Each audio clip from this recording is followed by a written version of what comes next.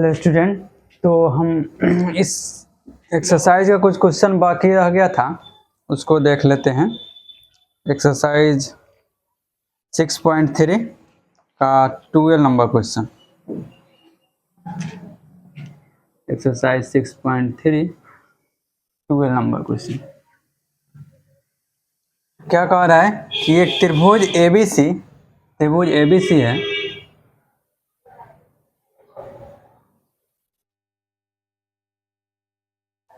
त्रिभुज ABC की भुजाएं AB और BC, AB और BC, ये और ये इस दोनों के बात हो रहा है कि AB और BC तथा माध्यिका AD माध्यिका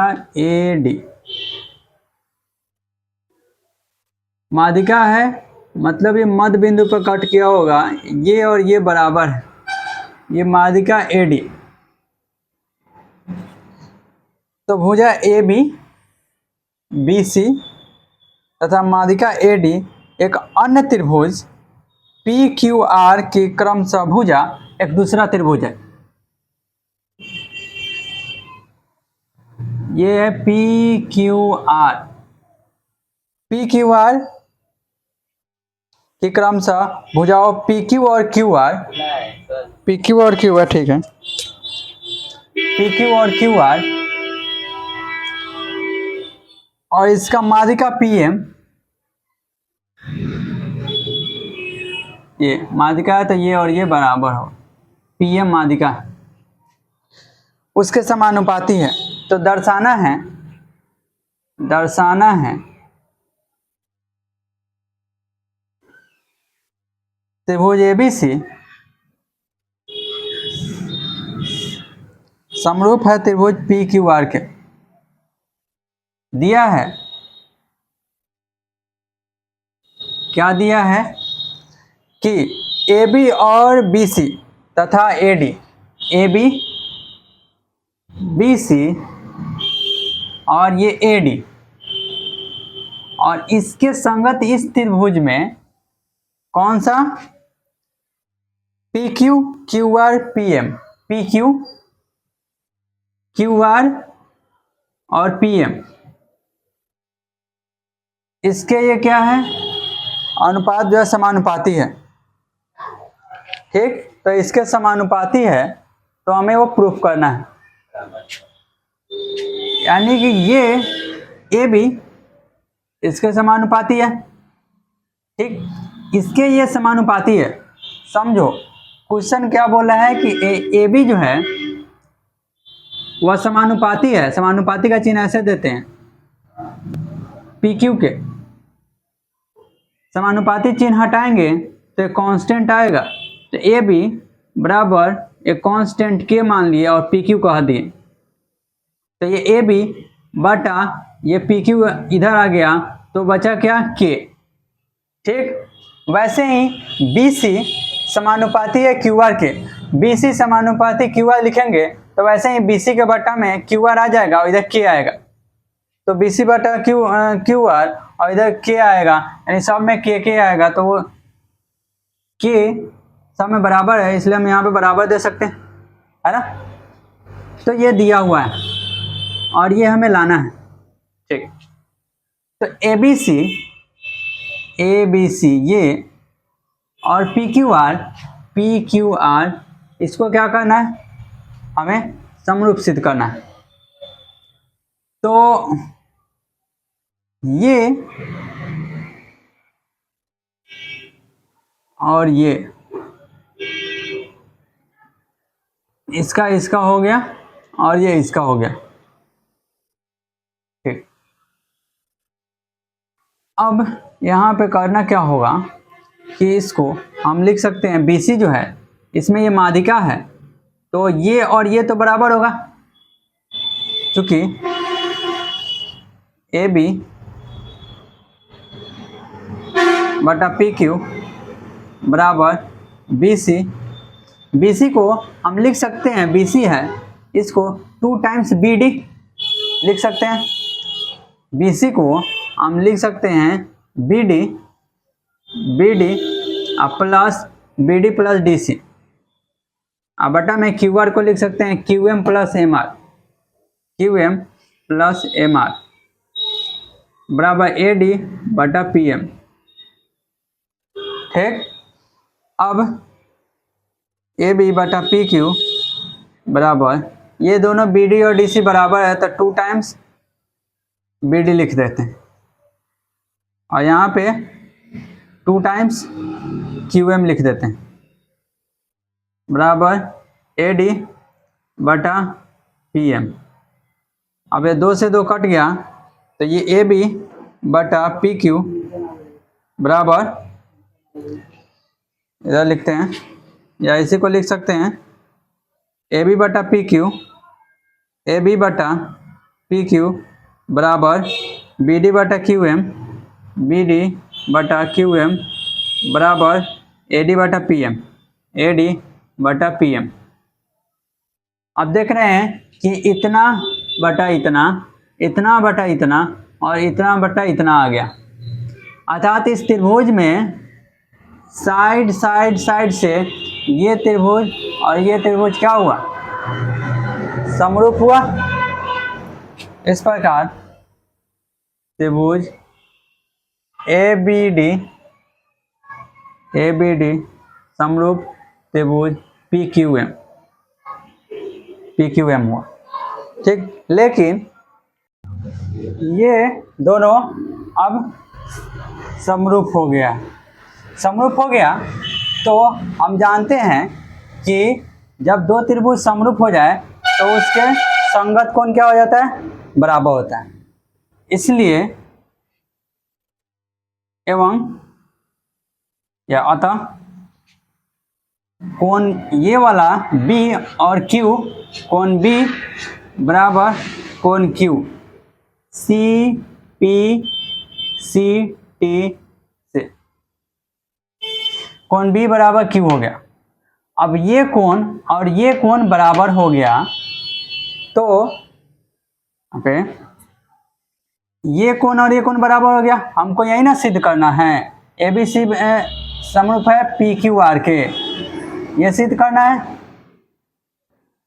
तो ये साइड और ये साइड का अनुपात दिया हुआ है, ये साइड ए बी और पी क्यू, ए बी बटा पी क्यू दिया हुआ है ये।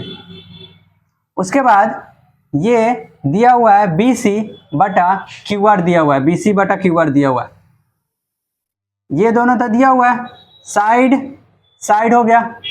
उसके बाद ये दिया हुआ है तो इसे हमको मतलब नहीं। अब ये एंगल हमें मिल चुका है तो साइड एंगल साइड से ये त्रिभुज के क्या हो गया, समरूप हो गया, यहाँ पे प्रूफ होता है। ठीक, इसी बात को लिख देते हैं, चूंकि ए बी बटा पी क्यू बराबर बी सी बटा क्यू आर तथा कोण B बराबर कोण Q, अतः या इस प्रकार त्रिभुज ए बी सी समरूप हो गया त्रिभुज पी क्यू आर के, किससे, एस ए एस कसौटी से, एस ए एस समरूपता कसौटी से, ये दोनों क्या हो गया, अब समरूप हो गया, तो ये प्रूफ होता है। अब नेक्स्ट क्वेश्चन देखते हैं।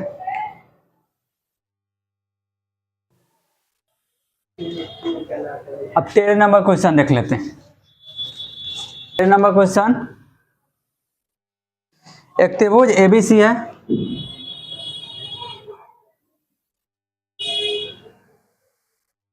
इसके बाद बीसी पर एक बिंदु डी है, बीसी पर एक बिंदु डी है, ठीक, बीसी पर एक बिंदु डी लिए और इस प्रकार है कि कोण एडीसी एडीसी ये वाला कोण एडीसी बराबर है किसके, दिया है कोण एडीसी बराबर बीएसी ये वाला एंगल बीएसी, ठीक, ये दिया है। दर्शाना क्या है, दर्शाना है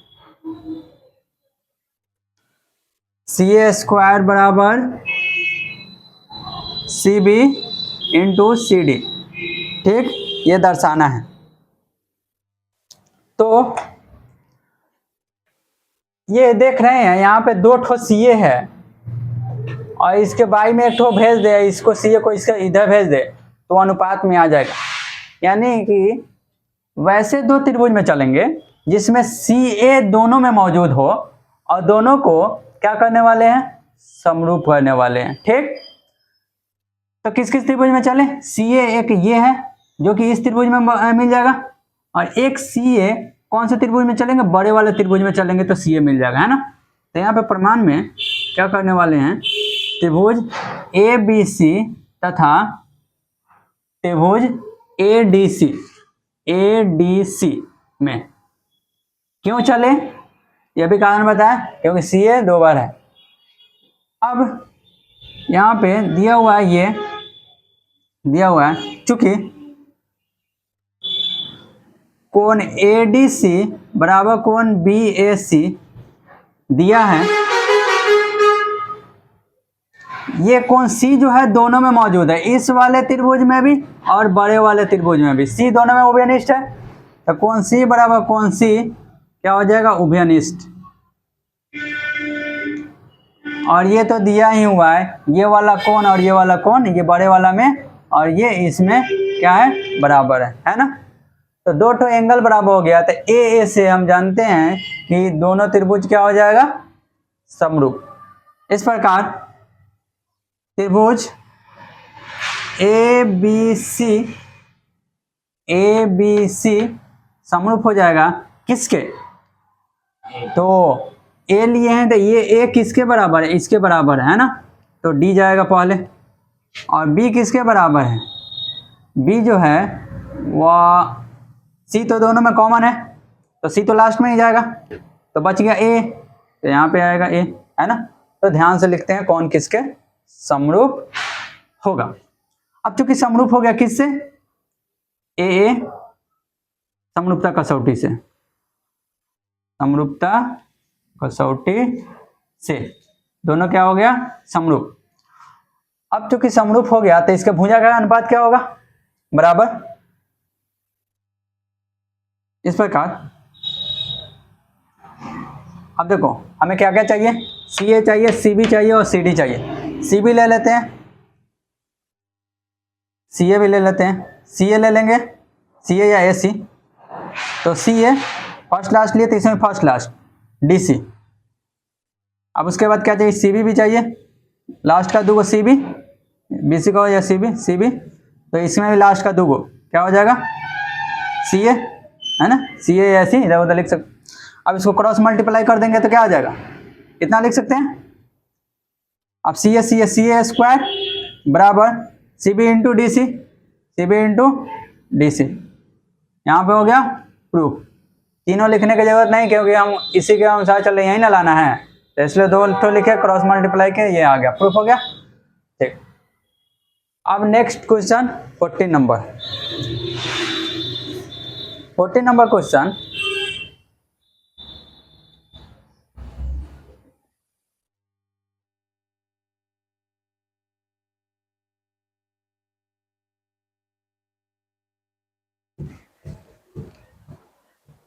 सीट बोलो कि इंग्लिश में कैसे कहा जाता है, टू प्रूव।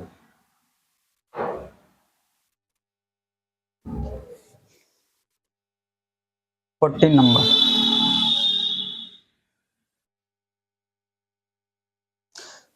सिद्ध करना, प्रूफ, और जहाँ से प्रमाण लिखते हैं सिद्ध करते हैं वहाँ से टू प्रूव इंग्लिश में लिख सकते हैं। 14 नंबर, एक त्रिभुज एबीसी दिया हुआ है,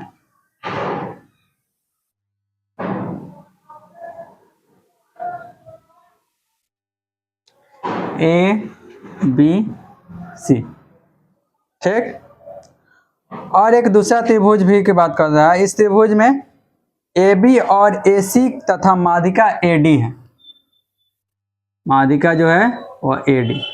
माध्यिका किसे कहते हैं, शीर्ष लंब से, शीर्ष लंब को, शीर्ष लंब नहीं, शीर्ष बिंदु को उसके आधार के मध्य बिंदु से मिला देते हैं तो हमें क्या मिल जाता है, माध्यिका। माध्यिका आधार के मध्य बिंदु और शीर्ष बिंदु को दोनों को मिला देते हैं तो ये क्या कहलाता है, माध्यिका। एक त्रिभुज PQR, PQR माध्यिका यानी कि उसके शीर्ष और इसके मध्य बिंदु, माध्यिका PM दिया हुआ है। वो दोनों क्या है, समान अनुपात में है। AB AC और माध्यिका AD, इसके भी PQ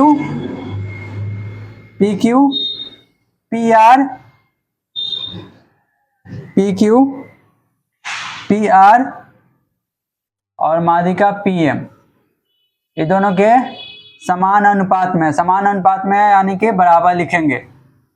ठीक, अब सिद्ध क्या करना है, सिद्ध करना है, यहाँ पे लिखते हैं, सिद्ध करना है। सिद्ध क्या करना है, त्रिभुज ABC और PQR दोनों क्या है, समरूप है। समरूप हमें सिद्ध करना है और ये दिया है, ये दिया है। ठीक, अब कैसे करेंगे, यहाँ पे ये वाला और ये वाला और ये साइड दे दिया, साइड बीच में दे दिया, यानी कि कहीं ना कहीं हमें इस साइड को तो हटाना होगा क्योंकि ये त्रिभुज में जाना है तो दो साइड दिया तो हमें क्लिक करना चाहिए दिमाग में कि कहीं ना कहीं A से S हमें चलना होगा। और ये दोनों वाला दे दिया है, बड़े त्रिभुज में चलेंगे तो ये दोनों तो मिल ही चुका है, ये ना एंगल चाहिए लेकिन ये बीच में लाइन दे दिया। इसमें भी हमें इसके बदला में ये एंगल कहीं ना कहीं इस एंगल को हमें इस एंगल और इस एंगल को कहीं ना कहीं बराबर करने का टैक्टिक्स निकालना होगा, खोजना होगा कैसे इसको और इसको बराबर करें। उसमें तो था 12 नंबर क्वेश्चन में ये दिया हुआ था, ये दे दिया हुआ था तो इसको हम छोटा करके इसमें आ गए हैं तब एंगल मिल गया है। ठीक, अब यहाँ पे क्या करें कि ये हमें एंगल बराबर हो जाए। ठीक, तो इसके लिए हमें क्या करना होगा, पहले सबसे पहले एक रचना करना होगा। रचना क्या करने वाले हैं कि AD को हम बढ़ाएंगे, AD को आगे बढ़ाएं, एक बिंदु ले लेते हैं यहाँ पे E ले लेते हैं। ठीक, AD को E बिंदु तक बढ़ाएं, E बिंदु तक बढ़ाया गया।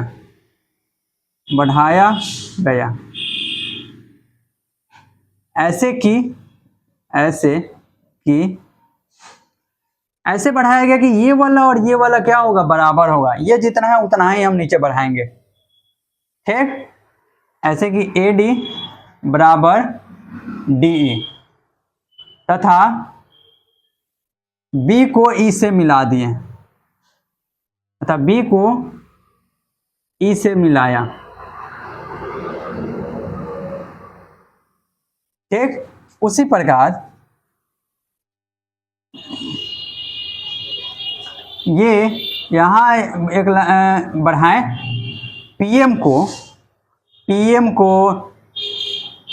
यहाँ पे लिख देते N बिंदु तक बढ़ाया गया, ऐसा कि ये PM बराबर MN तथा Q को N से मिला दिए, Q को N से मिलाया।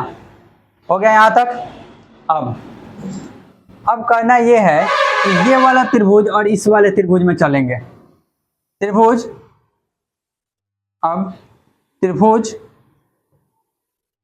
किस किस में चलने वाले हैं, यहाँ पर बनाते हैं।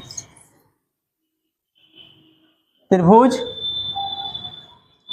BED BED तथा त्रिभुज QNM, नहीं BED तथा इसमें BED और ACD में, ठीक। इसमें चलते हैं तो ये वाला एंगल और ये वाला एंगल क्या हो जाएगा, बराबर हो जाएगा। किस एंगल से, शीर्षाभिमुख एंगल, ठीक। एंगल EDB बराबर ये वाला CDA, ये दोनों एंगल बराबर शीर्षाभिमुख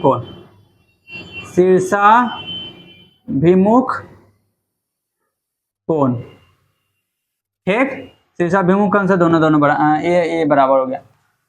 अब उसके बाद ये साइड और ये साइड जो है बराबर है प्रश्न से, ये और ये, क्योंकि ये माध्यिका था, बोले थे ये मध्य बिंदु होगा। BD बराबर DC, ये प्रश्न से। उसके बाद AD और DE बराबर है, AD बराबर है DE के, ये कैसे, रचना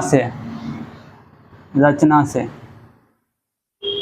अब देखो ये साइड, ये एंगल और ये साइड एंगल साइड से दोनों क्या हो जाएगा, सर्वांगसम हो जाएगा। यहाँ पे क्या कर रहे हैं, सर्वांगसम, ना कि समरूप। तो यहाँ पे त्रिभुज A, ठीक है, ध्यान से लिखेंगे, ऐसे चलते हैं CDA, ठीक। पहले ये CD चले तो इसमें ऐसे चलेंगे क्योंकि हाई इसके बराबर है, तो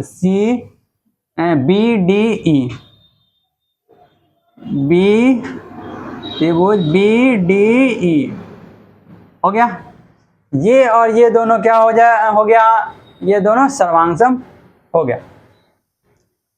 अब क्या करते हैं, अब चलते हैं इसमें, इस वाले और इस वाले में। अब इसका फायदा क्या हुआ, फायदा आगे पता चलेगा। यहाँ पे ये सर्वांगसम हो चुका है, तो ये वाला लाइन BE और AC बराबर हो जाएगा। BE बराबर AC बराबर BE, ये AC और ये BE बराबर हो जाएगा। यहाँ पे AC फर्स्ट लास्ट, यहाँ पे BE फर्स्ट लास्ट। AC बराबर BE कैसे, CPCT से, corresponding part of congruent triangle, यानी सर्वांगसम त्रिभुज के संगत हिस्सा क्या होगा, बराबर होगा। इसका मतलब यही होगा, कॉरेस्पॉन्डिंग पार्ट मतलब संगत हिस्सा, भाग, कैंग्रुएंट ट्रायंगल यानी कि सर्वांगसम त्रिभुज के क्या होगा, बराबर होगा। तो वहां से ये हो गया। अब इसको हम इसमें रखने वाले हैं, तो इसको रखने से पहले हमें सिद्ध करना होगा ये कि ये वाला त्रिभुज और ये वाला त्रिभुज जो है कहीं ना कहीं क्या है, समरूप है। क्यों, क्योंकि हमें अंततः हम क्या लाना है, ये एंगल पे तक ही चलना है ना, ये एंगल में पहुंच गए हैं। अब ये ऐसे चल जाएंगे, इसको प्रूफ कर देंगे तो ये एंगल बराबर हो जाएगा, ये एंगल बराबर होगा। हमको तो यही एंगल ना चाहिए, दोनों एंगल चाहिए, तो ये हो जाएगा इसके बराबर, आगे ये भी हो जाएगा और बस हो जाएगा प्रूफ, ठीक। इसीलिए हम ऐसे चल रहे हैं। अब त्रिभुज EBA तथा त्रिभुज NQP में, वो दोनों में चल रहे हैं। तो दिया है, क्या दिया है, ये वाला दिया है ना, AB बटा PQ बराबर AC बटा PR बराबर AD बटा PM, ठीक, दिया है इतना। अब BE जो है AC के बराबर, AC के जगह पे हम BE लिखने वाले हैं, तो AB बटा पी क्यू, ठीक, ए बी बटा पी क्यू हो गया। अब हम ए सी के जगह पे क्या लिखेंगे, बीई, बीई बटा, अब जो है पी आर के बदला में पी आर, ठीक, बीई हो गया ए सी बटा, अब यहाँ पे पी आर है, पी आर के बदला में, पी आर के बदला में ये हम क्यू एम लिखने वाले हैं, ठीक। लेकिन हम तो अभी इसी दोनों में चलें, इस दोनों को हम समरूप किए, हम यहाँ पे लिख सकते हैं कि ये भी ये दोनों के समरूप होगा उसी प्रकार, ठीक। तो यहाँ पे थोड़ा सा यहाँ पे और लिख लेते हैं, यहाँ पे ऐड कर सकते हैं, उसी प्रकार ये दोनों का किए, वैसे ही यहाँ पे ऐसे चलना है, इसमें भी ये इसके बराबर है नहीं है, ये दोनों के बराबर है ही, और ये एंगल इस एंगल के बराबर है ही। तो जैसे यहाँ तक आए हैं, यहाँ हमको मिला, वैसे ही यहाँ पे ये दोनों भी क्या हो जाएगा, त्रिभुज आर एम पी सर्वांगसम होगा किसके, इसके क्यू एम एन के, ठीक। अब यहाँ पे हो गया तो हम लिख सकते हैं P R first last, P R बराबर first last Q N, CPCT से, है ना। देखो ये इधर ये इसमें का है, ये यहाँ पे लिखा है, ठीक। अब यहाँ पे ए बी, ए सी के जगह पे बीई लिख दिए, अब ये पी आर के जगह पे क्या लिखेंगे, क्यू एम, ठीक, और ए डी बटा पी एम हो गया। यहां तक कोई डाउट नहीं, ठीक। अब क्या करते हैं, ये एस ये इसके समानुपाती, ये इसके समानुपाती, और ये ए डी बटा पी एम, ये ए डी है ना, इसको क्या करना है, हमको ए ई ले लेना है, तो इसमें 2 से गुना कर दे ऊपर और 2 से गुना कर देते हैं नीचे, ठीक, क्योंकि ये और ये दोनों बराबर है। तो एडी एक बार है, एक बार, दो बार एडी हो गया, तो 2 बार एडी, अर्थात हम इसके बदला में डायरेक्ट हम लिख सकते हैं ए ई, अब बटा में इसके बदला में पी एन, और यहाँ पे बी ई, अब बटा में क्यू एम, और यहाँ पे ए बी बटा में पी क्यू, ठीक। अब देखो ए बी बटा पी क्यू हो गया, बी बटा क्यू एम, और ए ई पूरा, और पी एन आ गया। एस से दोनों क्या हो जाएगा, इस प्रकार त्रिभुज ए ई बी समरूप हो गया त्रिभुज पी एन क्यू के, ठीक। इससे एस कसौटी से दोनों हो गया। यहां से निष्कर्ष ये निकला, ये चूंकि अब समरूप हो चुका है, तो ये वाला एंगल ये वाले एंगल के बराबर हो गया, है ना। अतः एंगल बी ए डी बराबर एंगल क्यू पी एम हो गया, ठीक। ये दोनों एंगल बराबर हो गया, क्यों, सीपीसीटी से। अब चूंकि ये और ये दोनों बराबर हो गया, तो हम लिख सकते हैं उसी प्रकार, अगर इस लाइन को हम ना ड्रॉ करके हम इसको मिला देते, और इसको ना मिला के हम इसको मिला देते, और इसको हम समरूप किए, सर्वांगसम किए होते, और इसको सर्वांगसम किए होते, और तब इस त्रिभुज में चलते और इस त्रिभुज में चलते, तो हमको ये वाला और ये वाला एंगल मिलता, और ये दोनों भी वैसे ही बराबर हो जाता। तो हम उतना फिर काम तो करेंगे नहीं, हम यहाँ पे लिखेंगे उसी प्रकार ये वाला एंगल सी ए ई या सी ए बी, सी ए ये डी है ना, डी बराबर एंगल आर पी RPM। ठीक, ये वाला एंगल बराबर, इसको कह देते हैं हम समीकरण 1, इसको समीकरण 1 और इसको समीकरण 2, इस दोनों को जोड़ देते हैं। ठीक, समीकरण 1 + 2, समीकरण 1 + 2 दोनों को जोड़ देते हैं। जोड़ने पे क्या होगा, 1 2 को जोड़ेंगे तो ये वाला एंगल इस एंगल के बराबर और ये वाला इस एंगल के बराबर। ठीक, BAD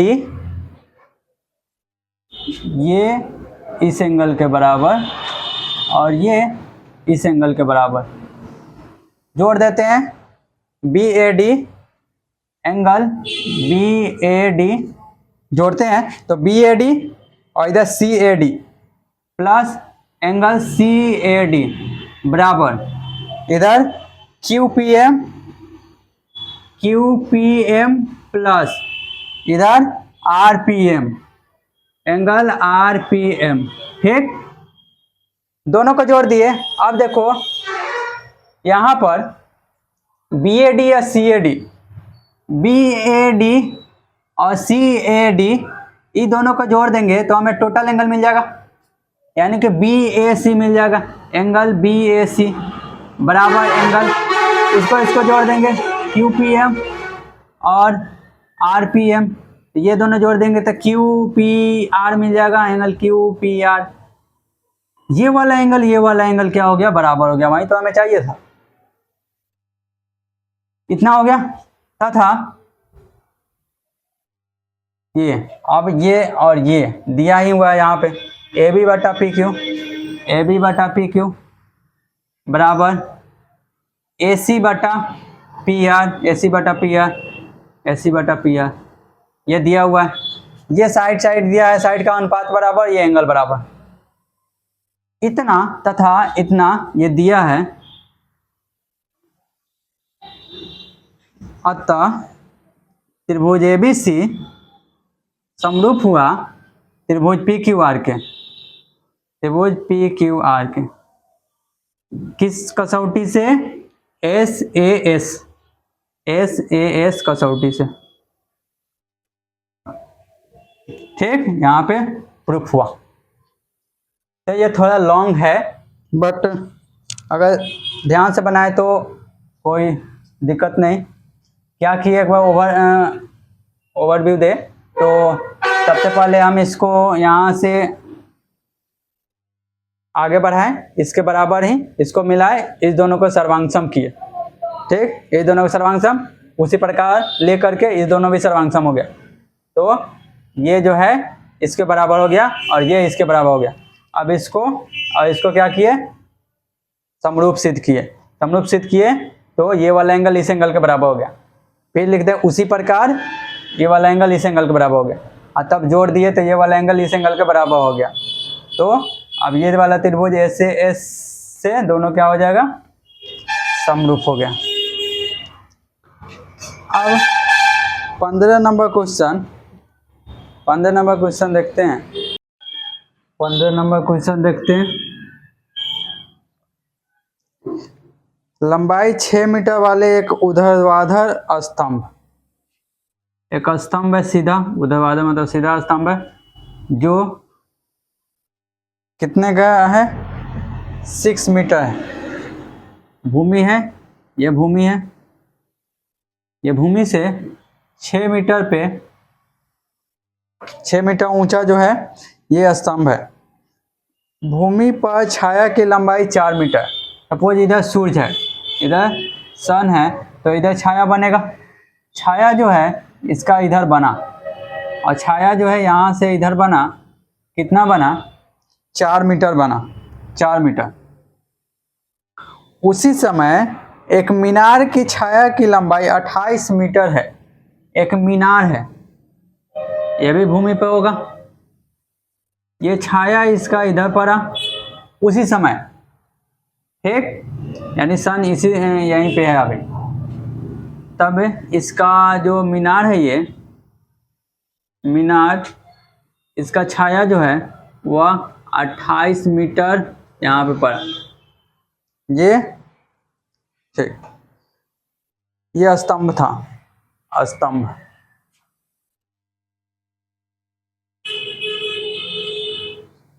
तो हमें निकालना है, क्या निकालना है?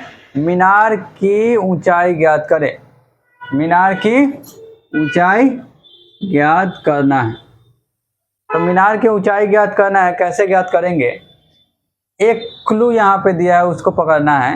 ये बोला है कि उसी समय का मतलब कि जो छाया द्वारा जो एंगल सबटेंड किया जाएगा, एंगल बनाया जाएगा, वो क्या होगा? दोनों में बराबर होगा। क्योंकि उसी समय अर्थात सूर्य अगर ये नीचे जाएगा या ऊपर जाएगा, तभी तो क्या होगा कि ये एंगल चेंज होगा। ठीक, तो ये कोण जो है वह नहीं बदलेगा। कोण जो है यहाँ पे थीटा होगा, तो यहाँ पे भी थीटा ही होगा। इसका मान लिए ये ए बी सी है और ये पी क्यू आर त्रिभुज। यहाँ पे हमें निकालना है पी क्यू, अर्थात मीनार की ऊंचाई ज्ञात करना है। तो लिखते हैं यहाँ पे, माना मीनार की ऊंचाई, माना मीनार इधर से होगा, मीनार की ऊंचाई बराबर एक्स, एक्स मान लिए। अब लिखेंगे चूंकि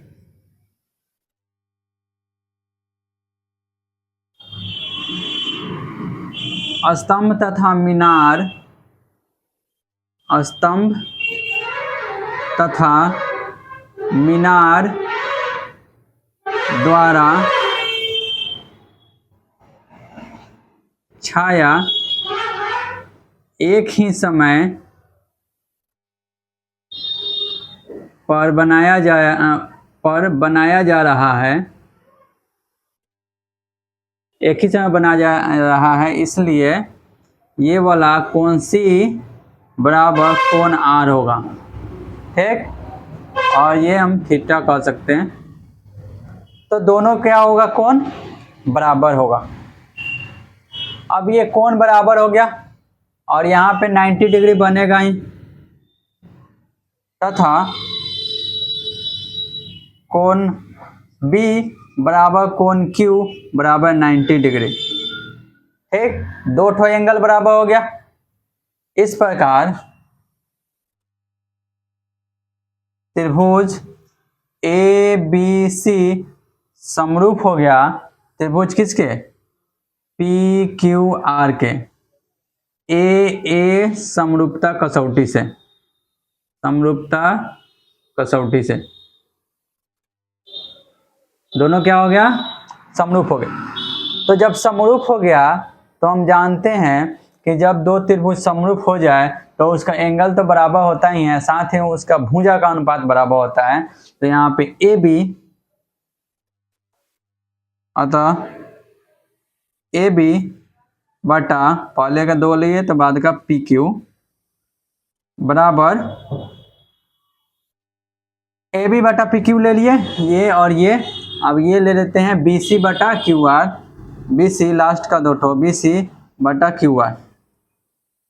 तीसरा नहीं लेते हैं क्योंकि इससे हमको मतलब नहीं है, हमको निकालना है ये और दिया है ये, इसलिए इसी दोनों का लेते हैं। अब बी सी ए बी कितना दिया हुआ है? ए बी दिया हुआ है 6, अब बटा पी क्यू कितना दिया हुआ है? पी क्यू एक्स माने एक्स मीनार है, और बी सी कितना है? 4, और यहाँ क्यू आर कितना है? 28, 28 हो गया। अब इसको क्रॉस मल्टीप्लाई कर देते हैं, तो 28 में 6 से मल्टीप्लाई कर देंगे, x में 4 से, तो 4x बराबर 28 में 6, 6 8 जा 48, 8 हो गया, 4 कैरी, 6 2 जा 12 और 4 16, 168 हो जाएगा। अब 4 को इसके बाजू में भेज देते हैं तो कितना हो जाएगा? x बराबर 168 बटा 4, 4 चौका 16, 4 दूना 8, 42। ठीक,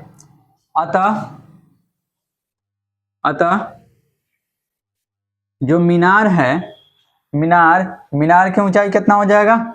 अतः मीनार की ऊंचाई बराबर 42 आया, और मीटर में है इसलिए मीटर, 42 मीटर मीनार की ऊंचाई आ गया। ठीक, तो अब नेक्स्ट क्वेश्चन देखते हैं, 16 नंबर क्वेश्चन, लास्ट इस एक्सरसाइज का लास्ट क्वेश्चन।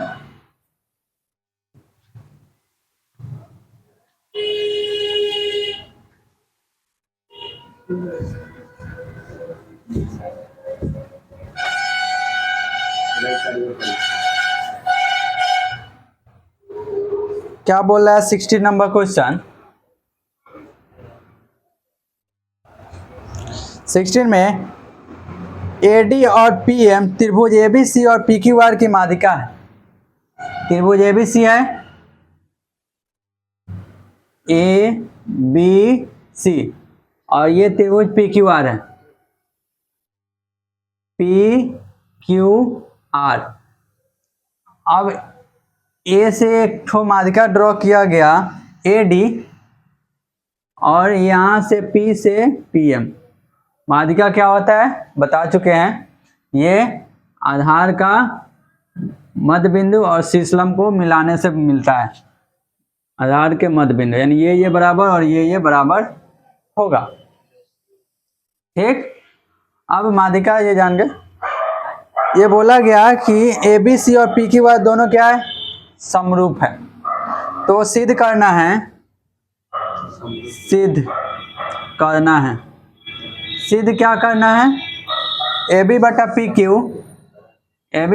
क्यू बराबर ए डी बटा पी एम, ये सिद्ध करना है। दिया है, सिद्ध करेंगे तो दिया क्या हुआ है? दिया है त्रिभुज एबीसी समरूप है त्रिभुज पी क्यू आर के। ठीक, ये दोनों समरूप है और हमें ये सिद्ध करना है। तो देखो ए बी बटा पी क्यू ले लिया, ए बी और पी क्यू, और ये ए डी बटा पी एम आ गया। अर्थात ये तो दिया हुआ है बड़ा वाला त्रिभुज, और ये कब होगा अनुपात? ये और ये अगर समरूप हो तो, यानी कि उसको छोटा कर देना है। तो कैसे होगा? क्योंकि दिया है इतना, इसलिए हम लिख सकते हैं कि इसका अनुपात क्या होगा? भुजाओं का अनुपात बराबर होगा। तो हम लिखते हैं ए बी बटा, इसलिए ए बी बटा पी क्यू, पहले का दो ठो तो बात का पहले का दो ठो, ए बी बटा पी क्यू बराबर होगा किसके? बी सी बटा क्यू आर के। ठीक, इतना हो गया। अब यहाँ पे हम तीसरा लिखने की जरूरत नहीं, इधर चलना ही नहीं है, हमको इसी दोनों में चलना है।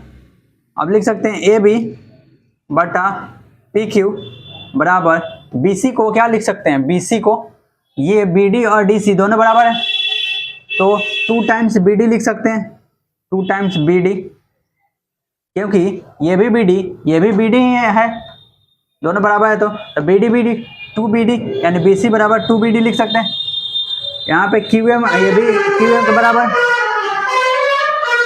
तो 2 टाइम्स क्यू एम हो जाएगा, क्योंकि ये भी क्यू एम है, ये क्यू एम के बराबर है, तो ये 2 ठो Q M, total Q R बराबर 2 क्यू एम। ये 2 से 2 कट जाएगा, हमको मिल गया ए बी बटा पी क्यू बराबर बी डी बटा क्यू एम, हो गया। ये इतना बटा इतना बराबर इतना बटा इतना हो गया। अब क्लिक करना चाहिए दिमाग में कहीं ना कहीं एस ए एस। अब एक ठो एंगल चाहिए, तो एंगल चूंकि ये ऑलरेडी क्या है? समरूप है, तो भुजा का अनुपात के साथ साथ एंगल भी बराबर होगा, है ना? इसलिए इतना बराबर इतना, साथ ही या तथा कोण बी बराबर कोण क्यू, कोण बी बराबर कोण क्यू, क्योंकि उसका संगत कोण भी बराबर होगा।